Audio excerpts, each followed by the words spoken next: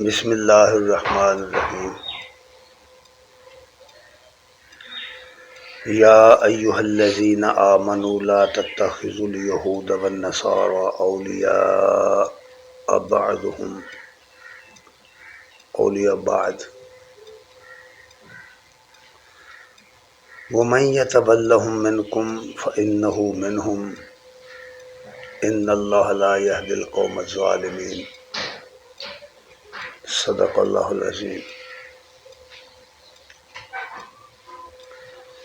حضرات گرامی قدر، آج کا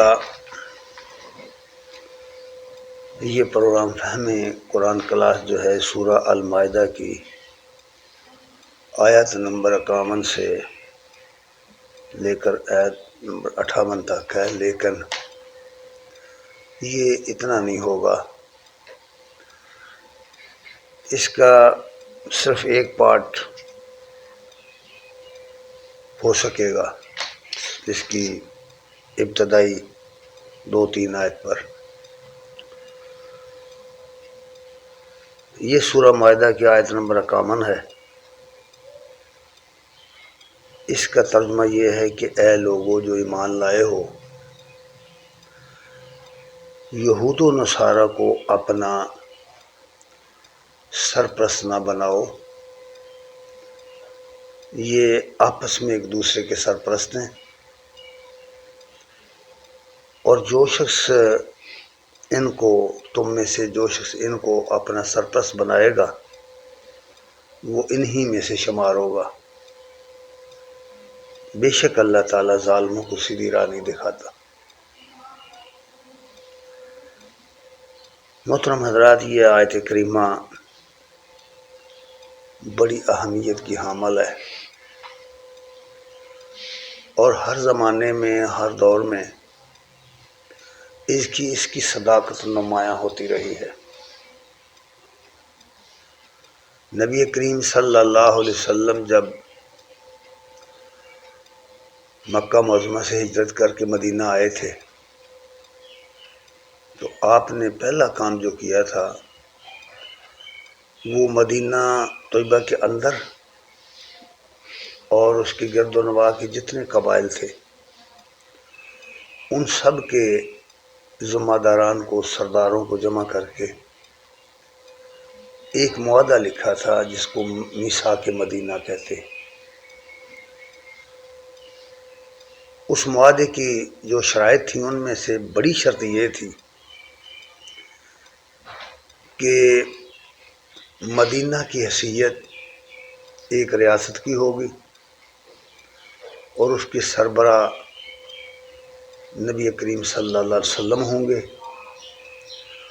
اور اس ریاست کی حفاظت اور سالمیت کے لیے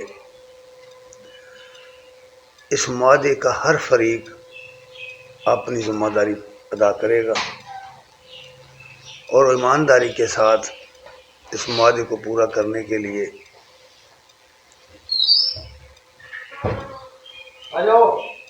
ہر وقت اور ہر ضرورت کے موقع پر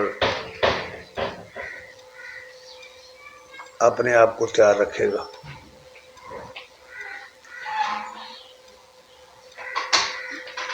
مدینہ طیبہ کے اندر یہودیوں کے جو قبائل تھے، چھوٹے بڑے سب قبائل،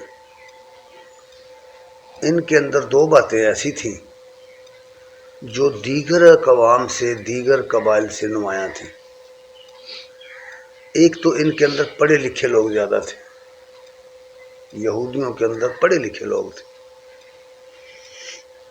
وہ اپنے مذہب کے بارے میں بھی بہت زیادہ جانتے تھے، ان کے اندر بڑے بڑے علماء تھے، بڑے بڑے ان کے اندر درویش اور احبار تھے اور رہبان تھے۔ احبار اور رہبان کی 2 کیٹیگریاں ہیں، ان کو سمجھنا چاہیے۔ احبار ان لوگوں کو کہتے ہیں جو علماء شریعت ہوتے ہیں، رہبان ان کو کہتے ہیں جو درویش منش ہوتے ہیں۔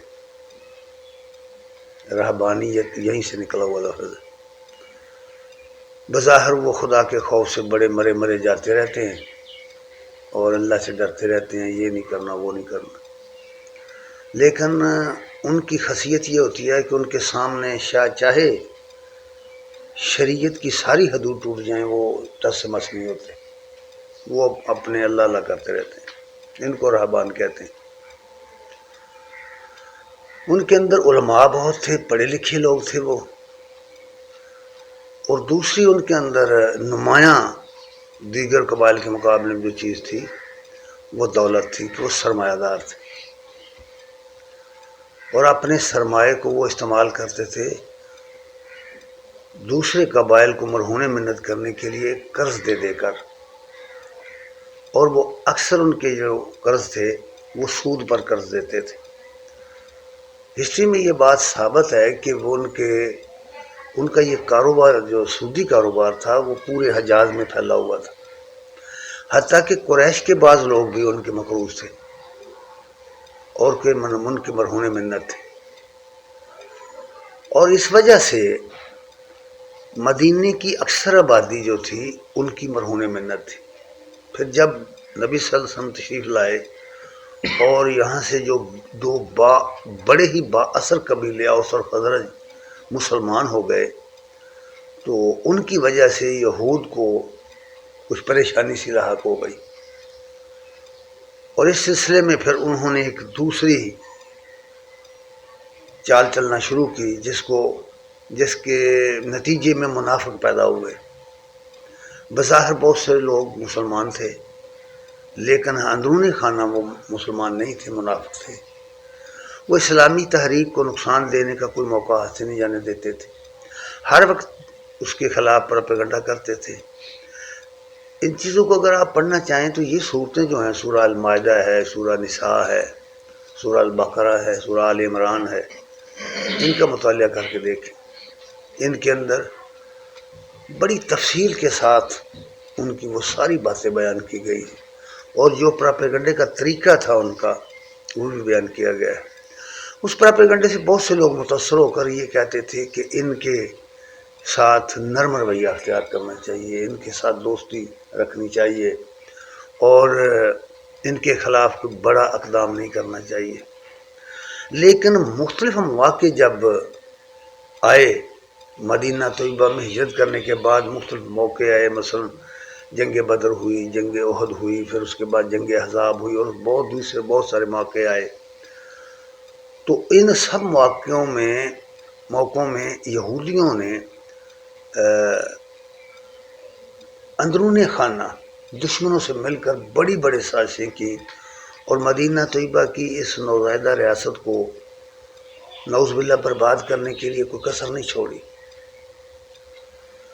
تو اب جو لوگ اس سب کچھ کے باوجود بھی نرم گوشہ رکھتے تھے ان کے لیے، وہ پھر بھی کہتے تھے کہ کوئی بات نہیں، چلو ان کے ساتھ تعلقات اچھے رکھنے چاہیے، کم از کم سفارتی حد تک ان کے ساتھ تعلقات رہنے چاہیے تو ہمیں کچھ فائدہ ہوگا۔ یہ بہت مضبوط دشمن ہے اپنی معیشت کے لحاظ سے، اپنے علم کے لحاظ سے۔ تو اس پس منظر میں یہ بات یہاں پہ کہی گئی ہے مسلمانوں کو کہ کسی غلط فہمی کا تم شکار مت رہو، یہ تمہارے دشمن ہے۔ اس لیے فرمایا کہ اے ایمان والو، یا ایھا الذین آمنو، اے ایمان والو جو ایمان لائے ہو۔ یہاں خالص ایمان والوں کو مخاطب کیا گیا ہے کہ تمہیں اس بات کا یقین ہونا چاہیے، اور تمہیں اس کا علم بھی ہونا چاہیے جو کچھ یہ یہود کر رہے ہیں، جو کچھ نصارہ کر رہے ہیں، اگرچہ وہاں نصارہ نہیں تھے،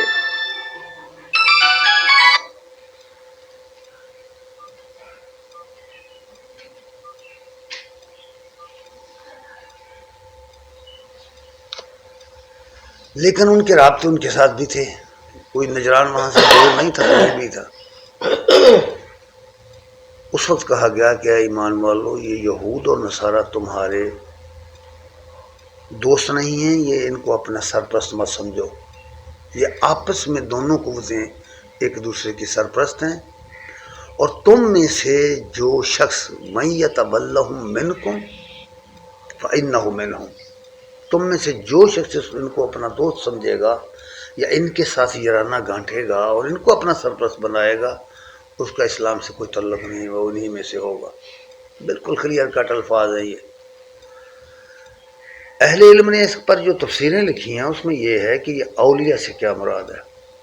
اولیاء کے دو معنی ہیں، ایک یہ کہ کسی کو دوست بنانا، اس کے ساتھ جگری اور دلی تعلق قائم کرنا،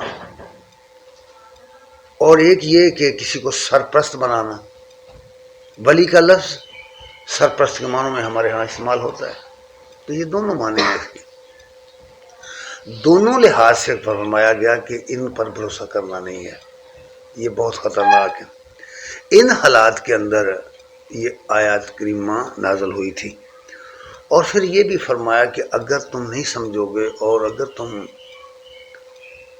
اپنی روش میں تبدیلی پیدا نہیں کرو گے تو سمجھ لو کہ تم اپنے آپ پر ظلم کرو گے، پھر ایسے ظالموں کو اللہ سیدھی راہ نہیں دکھاتا۔ ان اللہ لا یہدی القوم الظالمین۔ حقائق بالکل واضح ہو جانے کے باوجود، کھل کر سامنے آنے کے باوجود بھی اگر تم لوگ ٹس سے مس نہیں ہوتے تو تم اپنی جان پہ ظلم کرنے والے ہو، اللہ کا نہیں تو تم کچھ بگاڑ سکتے۔ اچھا، اب یہ تو اس زمانے کی بات ہے، اب اس کے بعد مسلسل یہود کی پوری تاریخ اٹھا کے پڑھیں، مسلمانوں کی تاریخ اٹھا کے پڑھیں، قبلہ اول کی تاریخ اٹھا کے پڑھیں، فلسطین کی تاریخ اٹھا کے پڑھیں، اور آج کا جو زمانہ ہے، اس وقت جو صورتحال ہے، اور جب اسرائیل مارز وجود میں آیا تھا اس وقت کے جو حالات تھے، جن حالات میں یہ بنا تھا، پوری دنیا سے سمیٹ کر ان کو یہاں بسایا گیا ہے فلسطین کی زمین میں، اور پوری منصوبہ بندی کے ساتھ بسایا تھا۔ اور ان یہودیوں کے اندر بھی دو گروہ ہیں، ایک تو وہی ہے جن کو ہم یہودی کے نام سے جانتے ہیں، اور ایک گروہ ان میں صہیونی کے نام سے معروف ہے۔ یوں کہہ لیجئے کہ جو یہودی ہیں وہ نسبتاً اپنی ڈپلومیسی کو ذرا چھپا کے رکھتے ہیں، وہ اپنی سیاست کو چھپا کے رکھتے ہیں، لیکن جو صہیونی ہیں وہ بالکل نمایاں یہ بات کہتے ہیں کہ گریٹ اسرائیل بننا چاہیے۔ وہ کس کو کہتے ہیں؟ جہاں جہاں یہودی رہے ہیں کسی زمانے میں، شام میں رہے ہیں، عراق میں رہے ہیں، جس زمانے میں بختیار بابلی انہیں لے گیا تھا قید کر کے اور غلامی کا زمانہ تھا ان کے لیے، وہاں بائبل میں رہے ہیں، بابلی تہذیب کو انہوں نے اپنایا، قرآن نے اس کا بڑی تفصیل سے ذکر کیا ہوا ہے۔ پھر اردن میں رہے ہیں، شام میں رہے ہیں، افریقہ کے بعض ممالک میں، فلسطین میں رہے ہیں، فلسطین میں بھی وہ باہری سے آئے تھے، جب مصر سے نکلے تھے تو فلسطین کو فتح کر کے آ گئے تھے، صحرائے سینا میں کئی سال رہے تھے، اس کے بعد وہ مدینے میں بھی رہتے تھے، ان کے قبائل، یہ سب لوگ جانتے ہیں، صاحب علم لوگ جانتے ہیں کہ پھر وہ خیبر میں بھی رہتے تھے۔ خیبر مدینے سے تبوک کی طرف سفر کریں تو راستے پر یہ علاقہ پڑتا ہے جس میں ان کے 17 قلعے تھے، بڑے مضبوط قلعے تھے، وہاں بھی رہے ہیں۔ مدینہ کے اندر بھی مدینہ کے گرد و نواح میں تھے، وہ اندر نہیں تھے، باہر تھے، وہ اپنے آپ کو بالکل الگ رکھتے تھے تاکہ ان کی تہذیب، ان کی زبان، ان کی اپنا جو علم ہے وہ محفوظ رہ سکے۔ وہ اپنے آپ کو عربوں کے ساتھ مکس نہیں کرتے تھے، اگرچہ مستربہ بن گئے تھے، انہوں نے عربوں کا رنگ ڈھنگ اختیار کر لیا تھا، لباس، زبان، لیکن اپنے آپ کو ان کے اندر مکس نہیں کیا تھا انہوں نے۔ تو اب ان کا خیال یہ ہے کہ وہ، اور اس پر یہ اس زمانے میں وہ نقشے چھپ چکے ہیں، اگر آپ گوگل پر سرچ کریں تو آپ کے سامنے وہ نقشے آئیں گے جہاں تک وہ کہتے ہیں کہ یہاں تک ہمارا علاقہ ہے، یہ ہمیں ملنا چاہیے اور ہمیں اسے پتہ کرے گا۔ تو آج کل جو صورتحال ہے اس وقت، سیاسی صورتحال ہے جو دنیا میں، اس کو بھی اگر ہم قرآن اور حدیث کے تناظر میں دیکھیں یا تاریخ کے تناظر میں دیکھیں تو شاید وہ وقت آ پہنچا ہے کہ جب ہر طرف مسلمان ممالک کے اندر اسرائیل کو تسلیم کرنے کی باتیں کی جا رہی ہیں، بلکہ بعض عرب ممالک نے ان کو تسلیم کر رکھا ہے، اور بہت پہلے جب وہ مارز وجود میں آیا تھا تو اس وقت ایران نے اسے تسلیم کر لیا تھا، تو ترکی نے تسلیم کر لیا تھا، بعد میں بے شک ان کے اندر سفارتی سطح پر سردمری پیدا ہو گئی۔ تو اس طرح بہت ساری چیزیں. تو اب اس وقت بھی ان کے اثرات جو ہیں مسلسل مختلف ممالک میں بڑھتے چلے جا رہے ہیں. خود ہمارے ملک کے اندر بھی اس طرح کی چیزیں بہت ساری سامنے آئی ہیں. تو اس حوالے سے خبردار کیا گیا ہے اہل ایمان کو کہ ان کے اوپر بھروسہ کرنے کی ضرورت نہیں ہے. ان کے اوپر بھروسہ کرو گے تو اپنے آپ پر ظلم کرو گے. اس لیے کہا گیا کہ اے ایمان والو ان کو اپنا سرپرست نہ بناؤ، ان کو اپنا دوست نہ سمجھو. یہ ایک دوسرے کے سرپرست اور دوسرے کے دوست ہیں. کون نہیں جانتا کہ یہ ایک دوسرے کے سرپرست ہیں. اور بہت پہلے یہ بات بہت پہلے امریکہ کے اندر جس طرح یہودی سرمایہ داروں کا اس وقت پوری دنیا میں اگر سرمایہ کے لحاظ سے کوئی قوم سب سے نمایاں اور بڑی قوم ہے تو وہ یہودی ہے. یہود کے اندر بڑے بڑے سرمایہ دار لوگ، جتنے دنیا میں نمبر 1 سرمایہ دار لوگ ہیں وہ یہودی ہیں. یہ جو آپ کے مختلف بینک دنیا کو قرضے دیتے ہیں IMF وغیرہ، ان میں سب سے زیادہ شیئر یہودیوں کے ہیں. ورلڈ بینک وغیرہ سے سب یہودی ان کو لک آفٹر کر رہے ہیں. تو اس وقت امریکہ کے اندر بھی اور پوری یورپ کے اندر بھی پوری دنیا میں یہودیوں کا یہ حال ہے. تو اس حالت کو دیکھ کر نا اس زمانے میں آپ غور کریں کب وہ زمانہ گزر گیا جب ابھی پاکستان نہیں بنا تھا.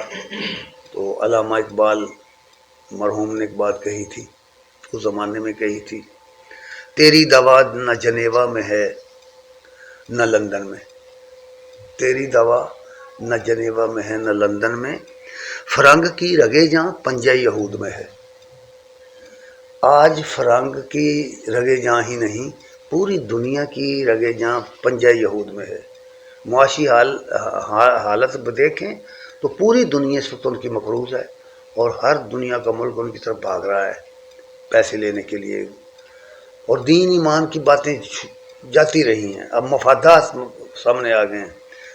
ہمیں نہیں معلوم کہ آخر اس دنیا ہمارے مسلمانوں کو کیا ہو گیا ہے کہ وہ جب مرنے کے قریب ہوتے ہیں اس وقت بھی آخرت کی فکر کم اور دنیا کی فکر انہیں زیادہ ہوتی ہے کہ ہماری تو دنیا بنے، ہمارا تو فلاں کام نہیں ہوگا، ہمارا فلاں کام نہیں ہوگا. تو یہ دنیا کے مفادات کے پیچھے جب ہم عقیدہ چھوڑ دیتے ہیں، دین کو چھوڑ دیتے ہیں اور ان چیزوں کو اپنا لیتے ہیں تو اس وقت یہ سمجھنا کہ ہم کوئی نماز پڑھ کے، ہم جمعہ پڑھ کے، ہم عید پڑھ کے کوئی دین کا کام کر رہے ہیں تو یہ اپنے آپ کو دھوکہ دینے والی بات ہے. اس لیے اقبال نے اس وقت کہا تھا، سنا ہے میں نے غلامی سے امتوں کی نجات خودی کی پرورش و لذت نمود میں ہے. اپنی شناخت میں ہم مسلمان اپنی شناخت بھول چکے ہیں. ہمیں بالکل اپنے خبر نہیں رہی کہ ہم کون تھے، کیا تھے، ہمارے فرائض کیا تھے، ہمارے حقوق کیا ہیں، ہمیں کرنا کیا ہے، ہم کس لیے دنیا میں برپا کیے گئے تھے، وسیط امت کیوں پیدا کیے گئے تھے. اس کی وجہ بڑی یہ ہے کہ ہم قرآن سے کٹ چکے ہیں. ہم قرآن کا مطالعہ نہیں کرتے، قرآن نہیں پڑھتے. جو ہماری اصل کتاب ہے، جو بنیادی ہماری کتاب ہے، اس سے ہم بہت ہٹ چکے ہیں. تو اس لیے قرآن مجید میں تو اس کو کھول کر بیان کیا گیا ہے. ہمارے دانشوروں نے جیسا کہ علامہ صاحب کہہ رہے ہیں انہوں نے بہت پہلے اس سے خبردار کیا تھا. اور اگر ہم قائد اعظم محمد علی جناح کی زندگی کا مطالعہ کریں تو انہوں نے اس زمانے میں جب پاکستان بن رہا تھا اس وقت جب ان سے یہ سوال کیا گیا تھا اسرائیل کے بارے میں تو انہوں نے اس وقت کہہ دیا تھا کہ یہ تو یورپ کا ایک ناجائز بچہ ہے، اس کو کیسے تسلیم کر لیں. آج بھی جو لوگ تسلیم کرنے کی باتیں کرتے ہیں ہمیں نہیں سمجھ آ رہی کہ آخر کس لاجک سے وہ ایسے بات کر رہے ہیں. اس کی تو مثال بالکل ایسی ہے جیسے آپ کے گاؤں میں ڈاکوؤں کا گروہ اٹھے اور کسی آدمی کے گھر پر قبضہ کر لے. قبضہ کرنے کے بعد پھر سارے لوگ کہیں کہ بھئی کیونکہ انہوں نے قبضہ کر لیا ہے اس لیے ان کا حق مان لو کہ انہیں کا گھر ہے یہ. آخر اس حماقت کی کوئی حد بھی ہے کہ ایک ایسا ملک جو ان کا نہیں ہے، وہاں باہر سے آئے ہیں اور وہاں آ کر کے انہوں نے قبضہ جما لیا ہے. یورپین اور امریکہ کی فوجی طاقت کے نتیجے میں. اور ہم کہتے ہیں کہ جائزہ کوئی بات نہیں. کیوں؟ ہمیں بہت سارے مفاد حاصل ہو جائیں گے، ہمیں پیسے مل جائیں گے، ہمیں قرضے مل جائیں گے، یہ ہو جائے گا وہ ہو جائے گا. اللہ تبارک تعالیٰ نے ان کے بہت سارے اقوال قرآن میں نقل کیے ہوئے ہیں۔ سورہ آل عمران کی آیت نمبر 118 میں ایک جگہ فرمایا ہے قد بدت البغضاء من افواہہم۔ اللہ فرماتے ہیں کہ ان لوگوں کے یہ جو دشمن ہیں اسلام کے، یہ دونوں گروہ، ان کی منہوں سے بغض جو ان کے دلوں میں چھپا ہوا ہے نا، بغض ان کا بالکل ظاہر ہو رہا ہے، کوئی ڈھکی چھپی باتیں نہیں ہیں۔ جیسے میں نے پہلے عرض کیا نا کہ باقاعدہ نقشے جاری کر رہے ہیں صہیونی سلطنت کے قیام کے، وہ ڈھکی چھپی باتیں نہیں ہیں۔ اور اس سے پہلے ہمارے سامنے وہ رپورٹیں بھی ہیں، ہم اپنے ملک کی رپورٹیں، ہمارے جو مضبوط فوج ہے پاکستان کی، اس نے اس سے بہت ساری چیزیں ان کے ساتھ سے پکڑی ہوئی ہیں، جن میں وہ ہمارے ایٹمی پلان کو تباہ کرنے کے منصوبے بناتے رہے ہیں۔ کئی مرتبہ انہوں نے یہ کوشش کی ہے ہمارے دشمنوں سے مل کے، انڈیا وغیرہ سے، کہ پاکستان کے ایٹمی پلان کو تباہ کر دیا جائے، جس کو وہ اپنا دشمن نمبر 1 سمجھتے ہیں۔ تو یہ ساری چیزیں لوگوں کے سامنے ہیں، خاص کر سب علم لوگوں کے۔ اس لیے فرمایا کہ ان کا بغض تو ان سے ظاہر ہے، وہ بغض اپنے کو چھپا کے انہوں نے نہیں رکھا۔ وَمَا تُخْفِي صُدُورُهُمْ اکبر، اور جو کچھ انہوں نے اپنے دل میں چھپا کے رکھا ہوا ہے نا تمہارے خلاف، وہ تو اس سے بھی بہت زیادہ بڑا ہے۔ یہ قرآن کہہ رہا ہے، اللہ نے قرآن میں کہا ہے تمہارے خلاف ان کے دلوں میں جو کچھ ہے نا، جو چھپا کے رکھا ہے ابھی انہوں نے، جو ظاہر کر دیا ہے وہی بہت بڑا ہے، اور جو چھپا کے رکھا ہے فرمایا وہ اس سے بھی بہت بڑا ہے۔ اس لیے پھر یہ بات حتمی طور پر کہہ دی قرآن میں، اللہ تعالیٰ نے اپنے نبی کو مخاطب کر کے کہہ دی۔ سورہ البقرہ آیت نمبر 120 میں یہ بات فرمائی ہے وَلَن تَرْضَىٰ عَلَيْكَ الْيَهُودُ وَلَا النَّصَارَىٰ، اے نبی، یہود اور عیسائی یہ تم سے کبھی راضی نہیں ہوں گے، یہ نہیں راضی ہوں گے حَتَّىٰ تَتَّبِعَ مِلَّتَهُمْ، جب تک تم ان کا طریقہ اختیار نہیں کرتے۔ اب فرمائیے قرآن کیا کہہ رہا ہے؟ ہم ان کا کیسے طریقہ اختیار کریں گے؟ یعنی ہم ان کی تہذیب اختیار کریں گے، ان کی تعلیم اختیار کریں گے، ان کے رسم و رواج اختیار کریں گے۔ یعنی اس وقت پوری دنیا اسلام کی حالت کو دیکھو، کسی بھی ملک کو دیکھو، کسی بھی ملک کی یونیورسٹیوں کو دیکھو، کالجز کو دیکھو، سکولوں کو دیکھو، عام اداروں کو دیکھو، بازاروں میں دیکھو، مارکیٹوں میں دیکھو، جہاں بھی چاہیں آپ جائیں، پوری دنیا کو دیکھیں، اپنا میڈیا دیکھیں، سوشل میڈیا دیکھ لیں، اپنے ٹی وی دیکھ لیں، اپنے چلتے ہوئے ڈرامے دیکھ لیں، ہر چیز جو نظر آئے گی آپ کو انہی کے رنگ میں رنگی ہوئی نظر آئے گی۔ اور ہم ہیں کہ ہم آنکھیں بند کیے ہوئے ہیں اس خطرے سے۔ تو میرے بھائی بزرگ، اصل میں یہ بات یہ ہے، یہ بات کہی گئی کہ دیکھو یہ تم سے راضی کبھی نہیں ہوں گے، آپ جو چاہیں ان کے ساتھ کریں، آپ ان کے حضور سجدہ ریز ہو جائیں، یہ نہیں مانیں گے، یہ راضی نہیں ہوں گے جب تک تم ان کا طریقہ اختیار نہیں کرو۔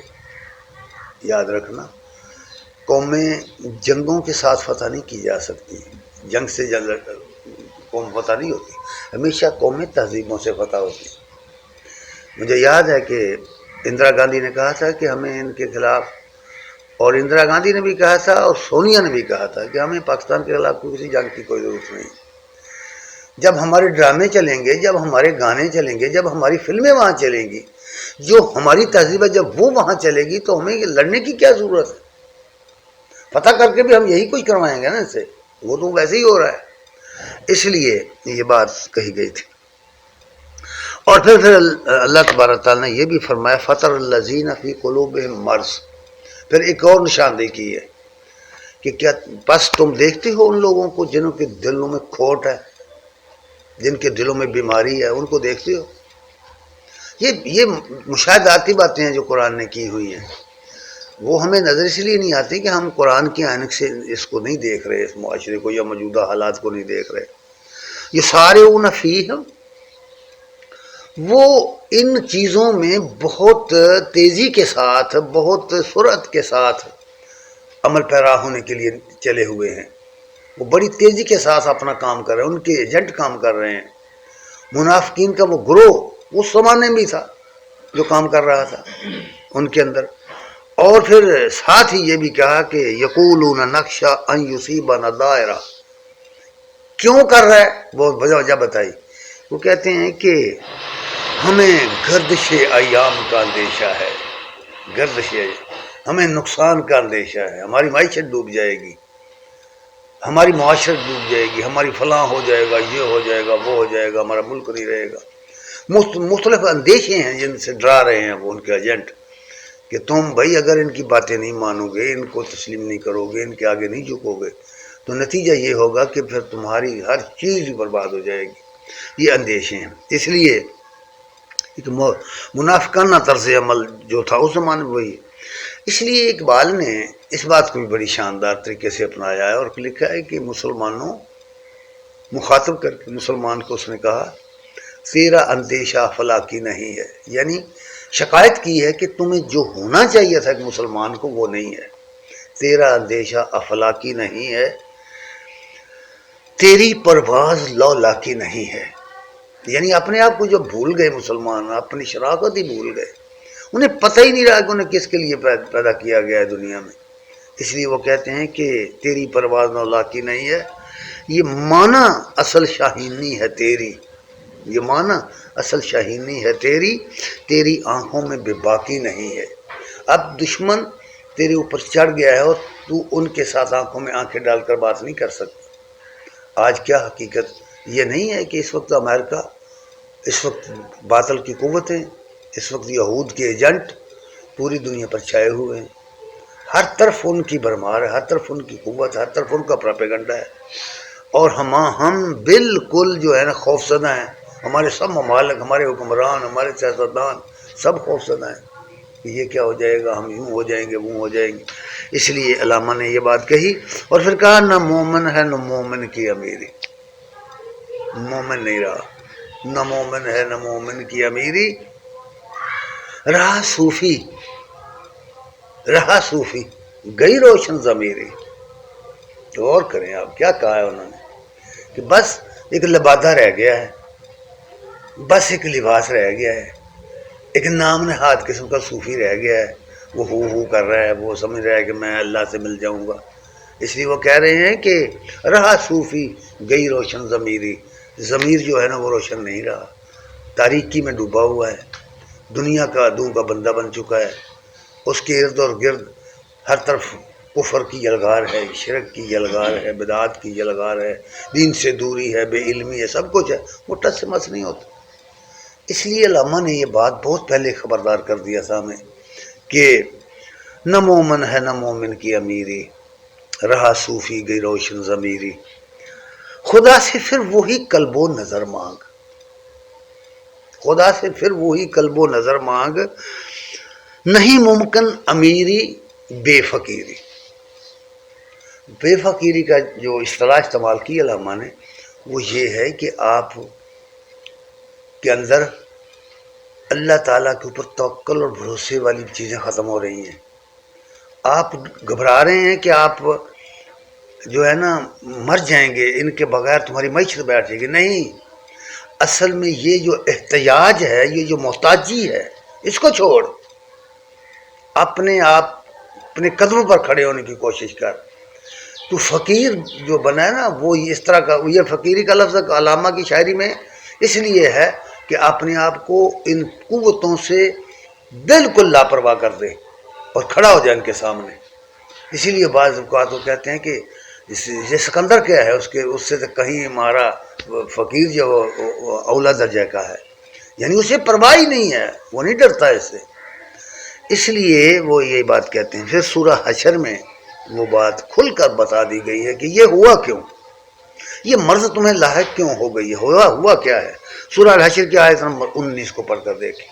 اللہ نے فرمایا وَلَا تَكُونُوا كَالَّذِينَ نَسُوا اللَّهَ أَنفُسَهُمْ، ان لوگوں کی طرح نہ ہو جانا جو اللہ کو بھول گئے. اللہ نے ان کو بلا دیا، اللہ کو بھول گئے. اب جو شخص مالک کو بھول جائے گا، جو غلام، جو نوکر اپنے مالک کو بھول جائے، وہ بچے گا کیسے؟ یہ خود فراموشی کی جو بیماری ہے، خود ناشناسی کی جو بیماری ہے، اپنی جو شناخت نہیں رہی، ہم کون ہیں، کیا ہیں. جلال الدین رومی رحمۃ اللہ علیہ نے ایک حکایت لکھی ہے مثنوی میں. وہ کہتے ہیں کہ ایک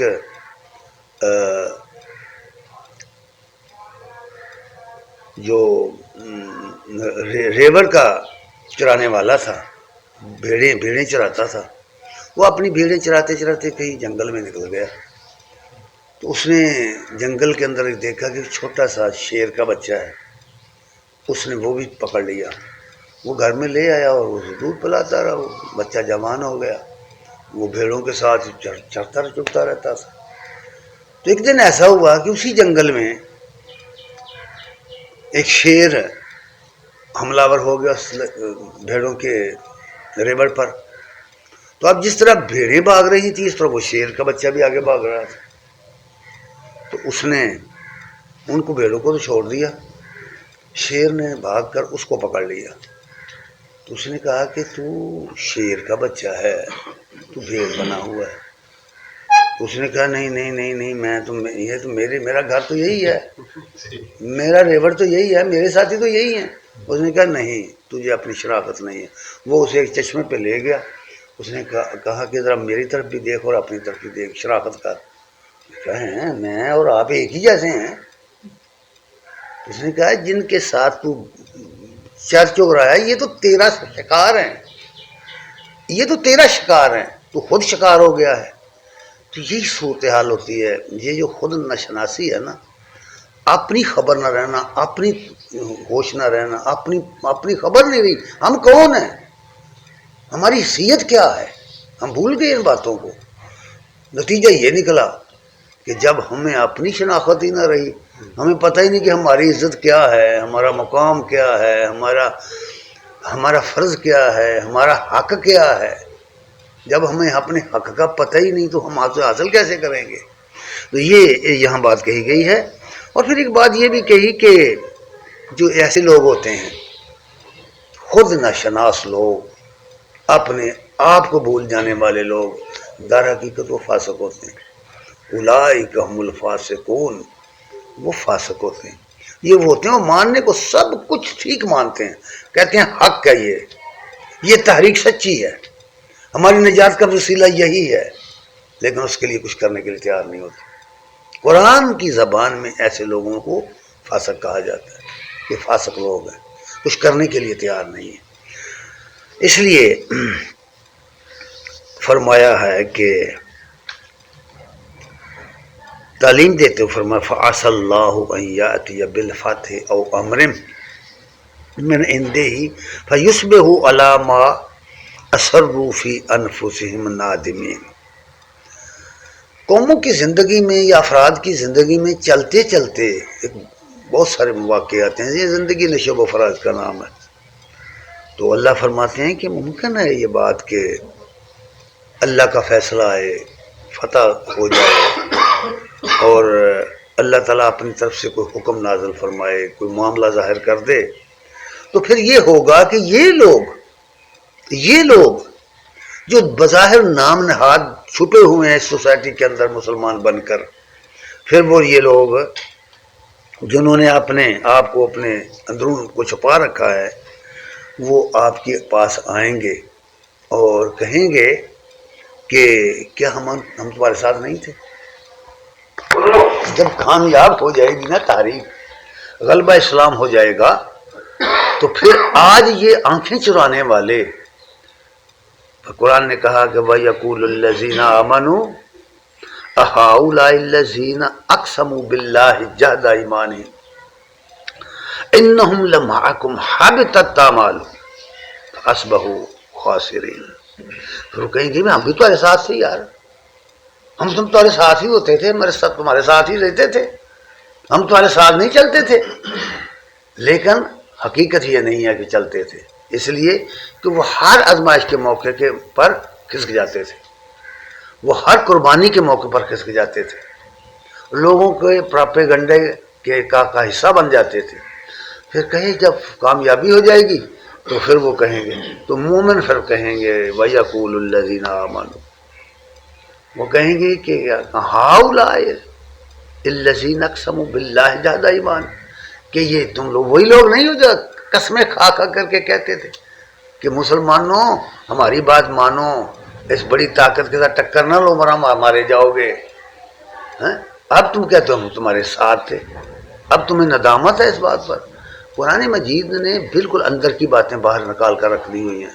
جب ہم قرآن پڑھتے ہیں سچی بات یہ اگر سمجھتے ہیں تو یوں محسوس ہوتا ہے کہ یہ میرے دل کی باتیں ہیں جو مجھ سے بتائی جائے، مجھے بتائی جائے، میں نے لوگوں سے چھپائی ہوئی ہیں. تو اس طریقے سے علامہ صاحب نے یہاں ایک بات اور بھی کہی ہے، حالت بیان کر دی کہ مسلمانوں کی اس وقت حالت کیا ہے. کہتے ہیں کہ محبت کا جنوں باقی نہیں ہے. وہ جو ہم مسئلے سنتے ہیں نا، ہمارے علماء میں بتایا کرتے ہیں کہ نبی صلی اللہ علیہ وسلم نے فرمایا کہ کوئی شخص مومن نہیں ہو سکتا جب تک میں اس کو اس کی اولاد سے، اس کے مال سے اور سب لوگ سے زیادہ محبوب نہ ہو جاؤں. یہ صرف باتیں ہیں منہ کی اور کچھ نہیں، اس کا کوئی عملی ثبوت نہیں ہے. صرف کوئی کچھ عملی ثبوت نہیں ہے اس کا. اسی کی طرف اشارہ کر کے کہا ہے علامہ نے محبت کا جنوں باقی نہیں ہے، مسلمانوں میں خون باقی نہیں ہے. صفیں کج دل پریشاں سجدہ بے ذوق.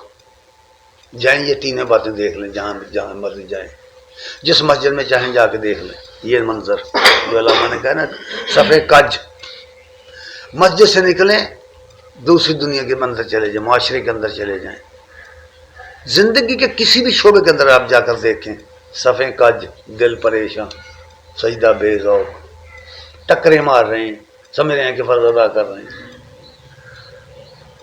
ہمیں تو صف بندی کرنی نہیں آتی. ڈسپلن کہاں سیکھیں گے، کیسے سیکھیں گے؟ بس یہ تو امت ڈسپلن کیسے سیکھیں گے ہم؟ دنیا کی عوام نے یوں ہی ترقی تو نہیں کر لی، ان کے اندر کچھ خوبیاں ہیں نا جس پر وہ پابندی کرتے ہیں، جس پر وہ ڈسپلن کا مظاہرہ کرتے ہیں. ہم تو مسجد میں نہیں کرتے. صفیں کج دل پریشاں سجدہ بے ذوق کہ جذبے اندروں باقی نہیں ہے. ہمارا دل خالی ہو چکا ہے. محترم حضرات، آج میں اسی پر اکتفا کروں گا کہ یہ 3 آیات جو میں نے یہاں آپ کے سامنے رکھی ہیں سوچنے اور سمجھنے کے لیے،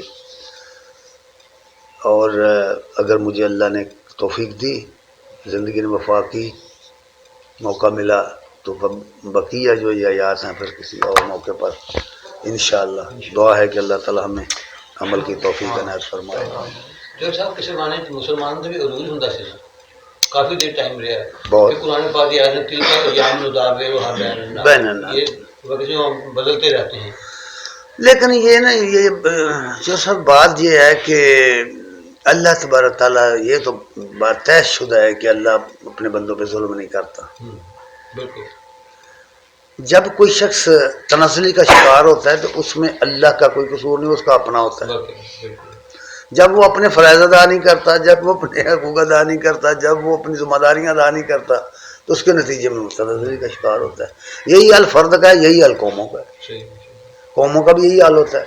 جب قومیں اپنے فرائض نہیں پہچانتی، جب قومیں اپنے اصولوں کو ترک کر دیتی ہیں، جب اصولیں ڈسپلن کو توڑ دیتی ہیں، جب قومیں اب ڈسپلن کو توڑ دیتی ہیں، جب قومیں اپنے آئین کی پابندی نہیں کرتی، نتیجہ پھر انتشار کے سوا اور کیا نکلے گا؟ جب انتشار آئے گا تو زوال آئے گا، زوال آئے گا تو پس جائے گی ہر چیز. یہ تو ظاہر بات ہے. لیکن اسی یہودوں سارا کرنے یہ سارے مسلمان ہی سکے. بالکل. مسلمان سے نبی کریم صلی اللہ علیہ وسلم کی آمد سے پہلے تو یہی مسلمان تھے دنیا کے ساتھ. جی وہ یہودوں سارا بن گئے. کیوں بن گئے؟ اپنی دین چھوڑ کے. یہی چیز ہوئی. بالکل یہی کتنے کھڑے ہیں؟ وہ وہیں کھڑے ہیں جہاں وہ کھڑے تھے. قرآن تو صاف کہتا ہے کہ جب اللہ کی حدیں توڑیں گے ضربت علیہم المسکنہ، بس ضربت علیہم الذلۃ والمسکنہ وباؤ بغضب من اللہ. جب کوئی شخص دعویٰ کرے کہ میں اللہ کو اور اس کے رسول کو اور اس کے دین کو مانتا ہوں اور پھر اس پر پورا نہ اترے، الفا اٹھائے وہ پورا نہ اترے، تو پھر 3 باتیں اس کے ساتھ ہوتی ہیں. ایک تو اللہ کا غضب اس پر ٹوٹ پڑتا ہے جس کے نتیجے میں وہ غلامی کی زندگی بسر کرتا ہے. غلامی، ہم جسمانی طور پر اپنے آپ کو سمجھتے ہیں آزاد. ہم آزاد کہاں ہیں؟ نہ ہماری اپنی زبان، نہ ہماری اپنی تہذیب، نہ ہمارا اپنے پاس کچھ بھی نہیں ہے. کچھ بھی نہیں ہے. کوئی مانے یا نہ مانے، حقیقت یہ ہے کہ ایسا نہیں ہے، کیونکہ ہم نے اپنی ہر چیز کو ترک کر دیا ہے. ہم کیا کہیں، اقبال نے تو یہی کہا تھا تیرے دین و ادب سے آ رہی ہے بوئے رابانی، مرنے والی امتوں کا یہی ہے حال۔ ایک منٹ جزاکم اللہ۔ یہ ہوں جڑا مولانا فضل الرحمان دی قیادت مریم تے بلاول دین کی خدمت کر رہے ہیں تے عوام ساری زندہ باد تے لگی ہے۔ نہیں اس پر مجھے تو کوئی کمنٹس نہیں کرنا، بالکل